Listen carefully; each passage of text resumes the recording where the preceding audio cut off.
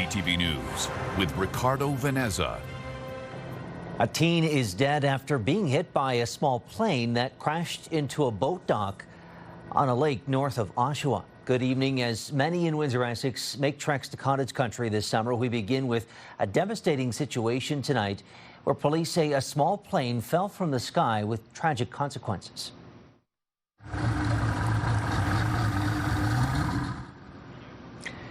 You can see there the plane crashed onto Lake Scugog this afternoon. It ended up upside down on top of a pontoon boat by the dock. And as you can see here, officials looking to probe and clean up that wreckage. Now, the pilot and passenger of the plane were taken to hospital with minor injuries, while a teen appears to be the lone fatality in that crash. Canada's Transportation Safety Board is investigating this shocking series of events. Well, now to a growing issue in Ontario's courts where video conferencing calls are being interrupted by uninvited guests. It's called Zoom bombing, and the province is looking to crack down on the stunt. As our Michelle Molesky reports, it's an issue that's popped up in Windsor Court as well, as the tech is relied on more and more for everyday proceedings. Britt LaRue was reading her victim impact statement when court was Zoom bombed. Genitalia was in the courthouse. That's wild. An unwelcome participant posted a pornographic video with sound for all to hear and see.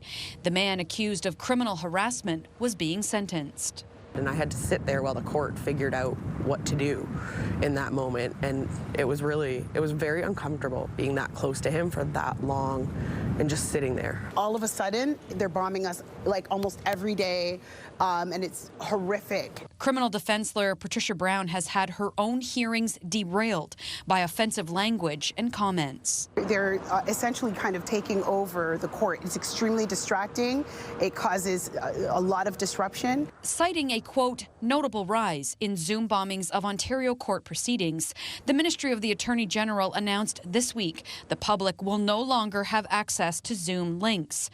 If the public would like to attend, they will be required to do so in person, the Assistant Deputy Attorney General wrote in a memo to court staff. Victims or complainants can get the links from the Crown's office or the witness assistance social workers. The media will have to formally request links going forward.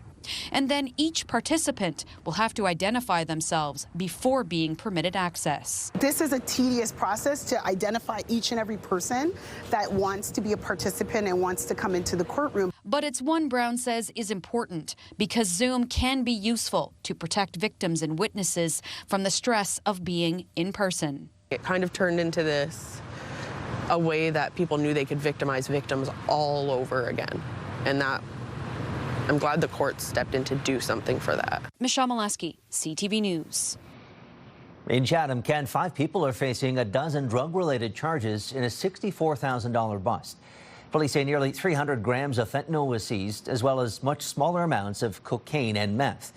3 women and 2 men ranging in age from 32 to 53 years old are charged with trafficking and breaching court orders. Now to an update on a story we first brought you last night. Police say the condition of a pedestrian hit by a car yesterday in Windsor has improved. Police say a driver turning onto Tecumseh Road East from Princess Avenue around 4:30 yesterday afternoon struck 2 pedestrians in the crosswalk. One woman's injuries were at first considered life-threatening, but her condition thankfully has since improved. The driver did stay at the scene of that crash. No charges have been announced as of yet. A U.S. tech company is setting up shop in Tecumseh with big plans for its Canadian operations. Convoy Technologies just opened a new $17 million manufacturing hub in Oldcastle. The company makes high-tech safety gear for trucks and heavy equipment. Convoy plans to grow fast, hiring up to 50 people and rolling out new products. We believe a lot of what's going on right now is both the Canadian side and the United States side are positioning themselves for the renegotiation of the trade agreement that will happen next year. And so, my advice to anyone is don't worry too much about the headlines, focus on your business, and that's what we're doing here. Well, the trade war front and center there. Well, Windsor's Ward 2 by-election is set to kick off on Monday with nominations opening for potential candidates. There's plenty of time to consider an entry into municipal politics as well, with the nomination period wrapping not until September 12th. The by-election itself is set for October 27th. Nomination forms will be available over at City Hall. You'll need $100 and proof you meet eligibility rules. Advance voting is locked in for October 17th and 18th over at Campbell Baptist Church. And staying with the goings-on over at City Hall, officials are still working through hockey and figure skating schedules following the disruption caused by a fire over at the WFCU Center. We have those details on what that could mean for the 2025-26 season at our website. That's ctvnewswindsor.ca. The Windsor-Essex County Health Unit is out with a warning tonight after a rabid bat was found in Chatham, Kent. As CTV's Chris Campbell reports, the rabies risk is low, but caution is required. It's not unusual to spot a bat on a warm summer night, but if you find one behaving oddly, don't get too close. This disease is 100% preventable. Chatham Kent Public Health says a bat recently tested positive for rabies, prompting a warning to steer clear of stray or aggressive animals, especially those acting unusually tame or sick. At the same time, the Windsor-Essex County Health Unit is also asking the public to report any contact, bites, or scratches with a bat, no matter how small. We know that rabies is circulating in wildlife in our region and in Ontario. We know that bats carry the virus. We know that skunks, raccoons, fox, and other species carry virus. So we should consider all of them an exposure, a potential exposure for humans, and make sure that we are away from the wildlife. Medical Officer of Health Dr. Mehdi Alouche says if you're bitten or scratched by a bat or any unfamiliar animal, you should seek medical help immediately. We haven't had a human case for decades, and that shows the importance of awareness of our population, of our community, that when they are exposed, they reach out for help. This weekend, Point Pelee National Park is taking a different approach with a celebration of these flying mammals. People shouldn't be scared of bats because they're part of a natural, healthy ecosystem. So when you see a great blue heron, you don't get freaked out. That's just an animal that lives in your world. Bats are like that. CTV's own science and technology specialist Dan Riskin is hosting The Wonderful World of Bats Saturday evening, highlighting their importance in nature from pollination to pest control. If you see bats flying around, you're not in any danger at all. If you touch a bat, you're vulnerable to rabies, because if the bat does have the disease, that's how you're going to get it. It's either going to scratch you or bite you. Even the smallest little bite can pass on the virus. Public health officials say bats should be respected and protected, but never handled with bare hands. Chris Campbell, CTV News. Well, the Windsor-Essex County Humane Society is reminding residents to turn to the shelter first when looking for a pet as it hits capacity, complicating its rescue efforts.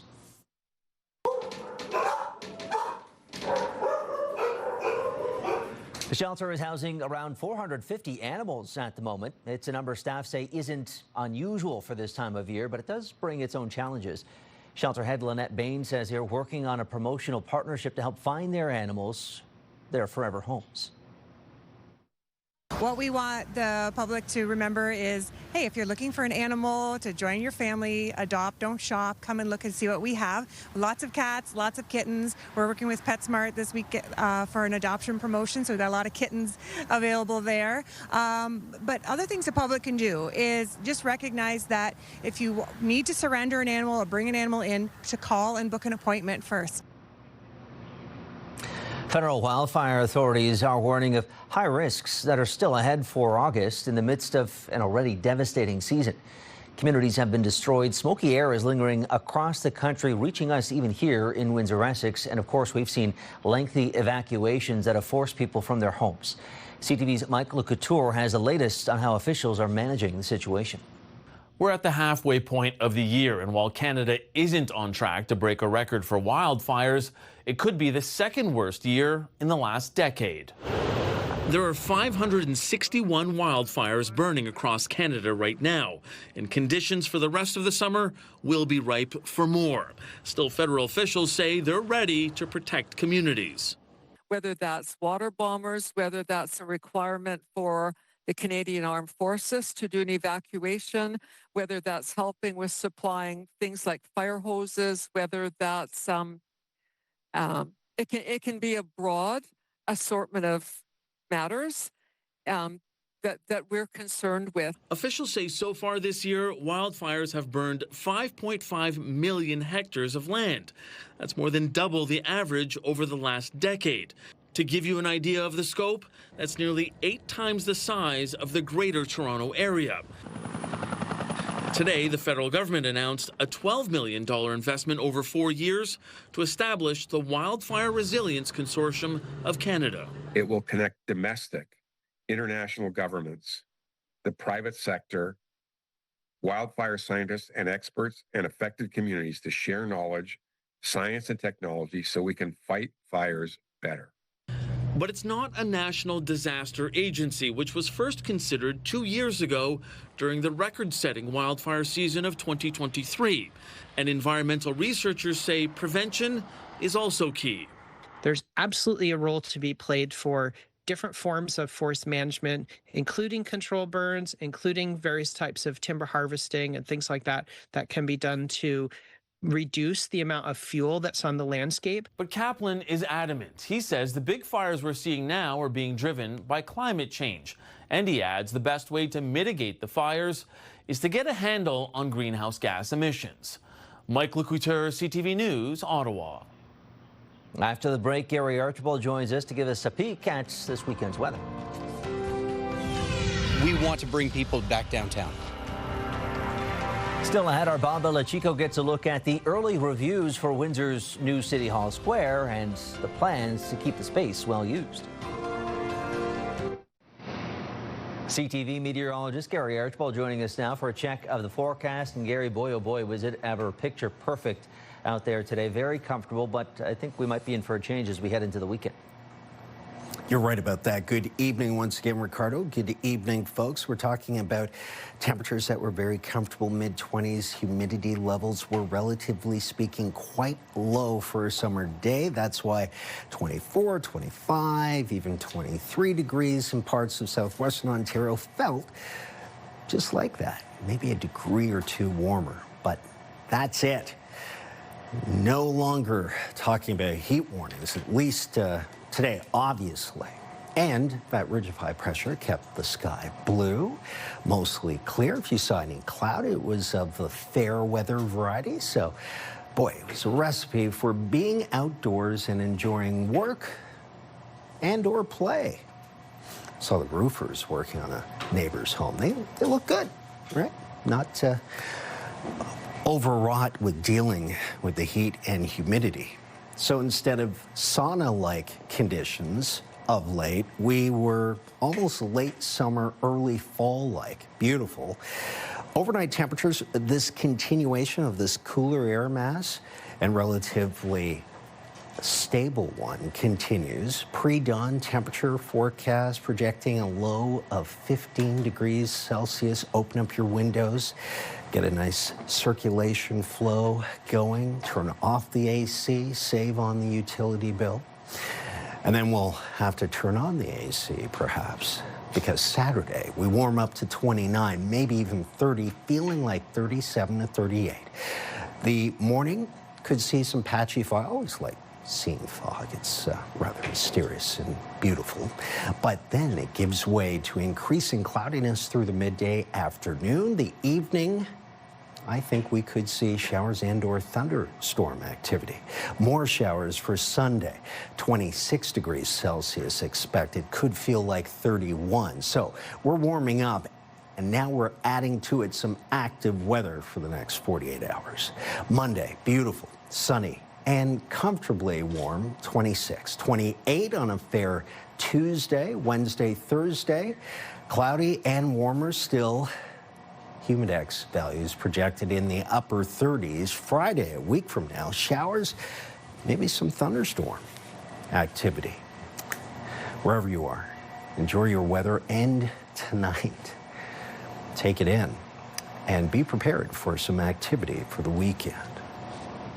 Okay, Gary, thank you for that. Well, a trip to the beach this weekend in Windsor, Essex comes with A warning at several spots, as you can see here. Health unit testing has seen Holiday Beach in Amherstburg close for high E. coli levels, while swimming is also not recommended over at Cedar Island, Colchester, and Seacliff beaches, although you got those spots in green, which are still good to go. And it's those warnings that officials are urging residents to heed. And Ontario teen says she's learned the hard way after taking a quick dip and ending up in hospital with a serious E. coli infection. CTV's Adrian Gabriel has more on the risks that ramp up when the weather gets hot. A red flag risk. The worst temperatures for E. coli are right what we're seeing now, 30 degrees to 35 degrees. With a heat warning in place for parts of Ontario, Quebec, and eastern Canada, cooling off in the lake can at times pose a shocking health risk. I was bleeding. I couldn't keep anything down. I ended up throwing up and then running to the bathroom every 5 seconds. Lindsay Page ended up in hospital for 10 days this month after a visit to Nickel Beach along the Ontario shores of Lake Erie. We just kind of went in the water a couple times to cool off. I was about up to just under my chest area, I was right here. While the beach she visited wasn't closed due to E. coli at the time, the 17-year-old was still diagnosed with an E. coli infection. Her doctors believe she was infected while swimming in Lake Erie. They said I could feel the symptoms for up to 6 weeks. While the beach Page swam at remains open today, across the country from Vancouver to PEI, multiple waterways from coast to coast are closed due to high E. coli levels. Warm summer weather across parts of the country is a contributing factor. Almost an incubator for E. coli to reproduce and cause problems for swimming holes, for lakes. Multiple studies have raised concerns about water safety tests on E. coli, often taking too long to alert the public of unsafe levels. I really think it's important to keep up with the E. coli management. One sure sign of dangerously high E. coli levels is a red flag like the one behind me. As for the heat wave, well, it's already lifted for here in southern Ontario. It's expected that by tomorrow, Quebec will get some reprieve, and by Monday, Atlantic Canada will be released from the sizzling summer temperatures. Adrian Gabriel, CTV News, Toronto.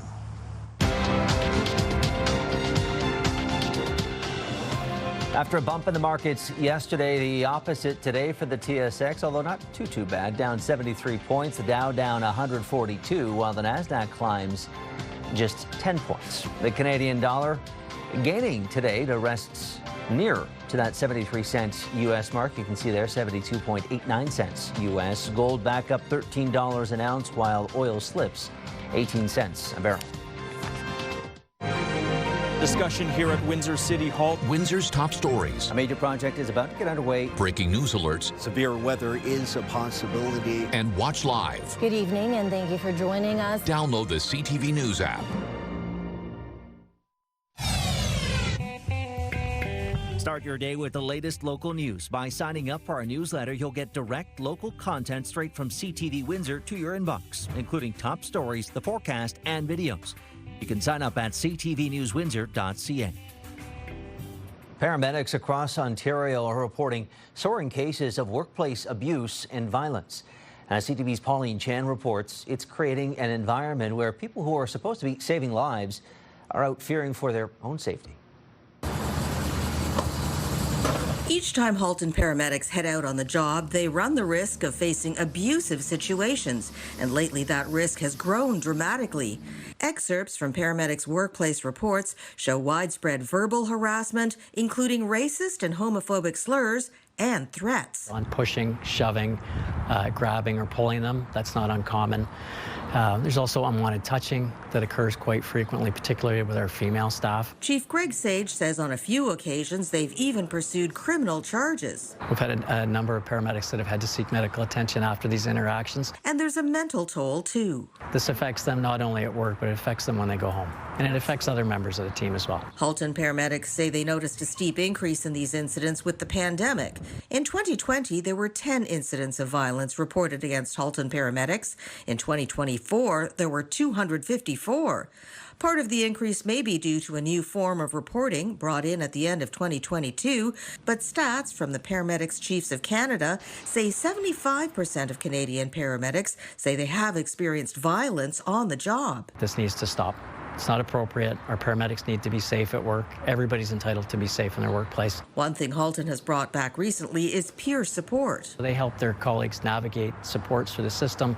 They'll help them debrief calls. They may help them bring forward concerns. And starting this fall, Halton paramedics will be given special conflict avoidance training based on incidents taken from actual reports. Our message to the federal government is we'd like them to amend the criminal code to include paramedics and other first responders, similar as peace officers are treated. If things don't change, Chief Sage says there will continue to be a shortage of hundreds of paramedics in Ontario each year. Fewer people will sign up to train to become paramedics, and safety concerns for paramedics and the public will grow. Pauline Chan, CTV News. Premier Doug Ford will host the country's premiers and prime minister in Huntsville on Tuesday to talk trade and tariffs. The First Minister's meeting will tackle tough talk and trade war coming from Donald Trump and his White House. The president has threatened new 35% across-the-board tariffs on all Canadian exports entering the U.S., making Canadian products more expensive stateside. Trump has threatened those tariffs for an implementation date of August 1st. Well, as we move into the thick of the summer travel season now, a word of warning for those with service animals. As CTV's Pat Foran reports, in the eyes of many airlines, there's a big difference between certified service animals and emotional support pets. And not considering that difference could land them grounded. I need Simon. Ian and Jeannie Holland of Bob Cajun were planning a dream trip to France. Ian has been with his service dog Simon for the past 7 years and says he helps him with several mental health issues he deals with on a daily basis. He helps me function. He means everything to me. He helps me navigate the day. To make sure Simon could go on their trip, the couple took online service dog training courses and got a note from their doctor saying Simon was required for a medical condition. But they were surprised when Air Canada said online certification wasn't good enough and Simon would have to stay home. It's going to be difficult too because Ian hasn't been without Simon in the 7 years, not one day, not one night. When we reached out to Air Canada, a spokesperson said, the customer used an online training company to certify a service dog. We do not recognize owner-trained dogs as properly certified. He's been with me since day one. Patrick Nguyen of Mississauga has undergone several serious operations and also has mental health issues. He has a trip planned for Vancouver this September and was going to take his service dog Noodle with him. He does remind me to take my medications every day. He's everything to me. Like he's my baby. He's basically my son. Nguyen also did online courses for service dog training, but Porter Airlines informed him it doesn't recognize the courses. A spokesperson told CTV News, a service dog is one that has been individually trained by an organization or person specializing in service dog training. Nguyen says the online training was good enough for other airlines, which allowed him to fly with Noodle as a service dog. He says without Noodle by his side, he'll cancel his trip. I can't travel without my service dog. I cannot. The Hollands decided to move forward with their trip to France without taking Simon, but had concerns about how it would go. It just brings me to tears just to think that both of them will have to be without each other, and it breaks my heart. Pat Foran, CTV News. Pure Country 89, Windsor's country music station. Pure access to the biggest stars and the hottest songs. Download the free iHeartRadio app to listen to Pure Country everywhere. Okay, Gary is back with a wrap of the 7-day forecast. And Gary, as you were detailing a little earlier on in the show, you may be in for an active weather weekend. You're right about that. Showers and/or thunderstorm activity, in particular for Saturday afternoon. A cloudy, mostly cloudy Sunday is likely in store. Temperatures surge to about, well, near 30 degrees Celsius, feeling like the upper 30s for tomorrow afternoon. Fog patches, by the way, dissipating early, and then by midday, increasing cloudiness. Be ready for late afternoon and then into supper time, rain and/or thunderstorm activity. Showers Sunday, and note the temperatures 29, followed by 26, then holding at 26. Monday looks clear and sunny and beautiful, warm but comfortable. Tuesday into Wednesday, warming up, and the midweek, showery.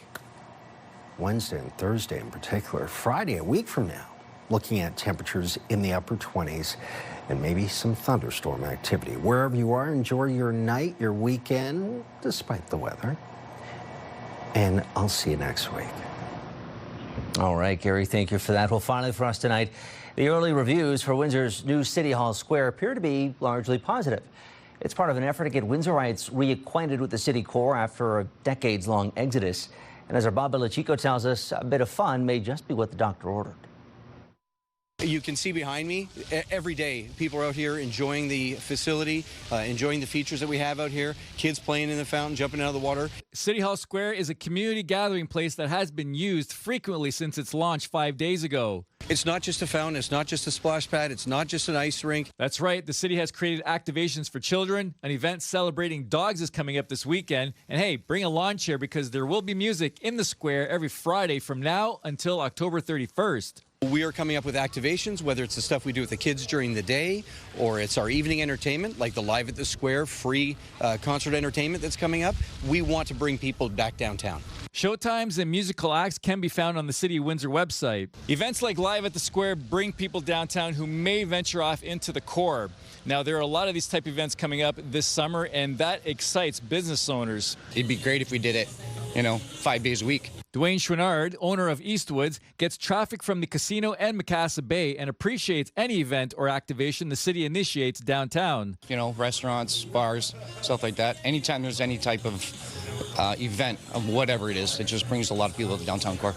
Kevin DiNardo is bringing an outdoor pole vaulting event to the riverfront July 25th and 26th. It's always good to take some of the events outside of the stadium, put it into an atmosphere where there's going to be a general population to get them a little bit more of an experience of, track and field events that they might not see. Border City Boxing held an event on the roof of the Palisha parking garage last weekend, with many staying downtown after the show. It was incredible. And, it's events like that that just change people's perception about downtown. Bob Belichico, CTV News. Okay, more to come, more in the works. We'll see how it all develops. That's our time tonight, folks. Thank you so much for tuning in.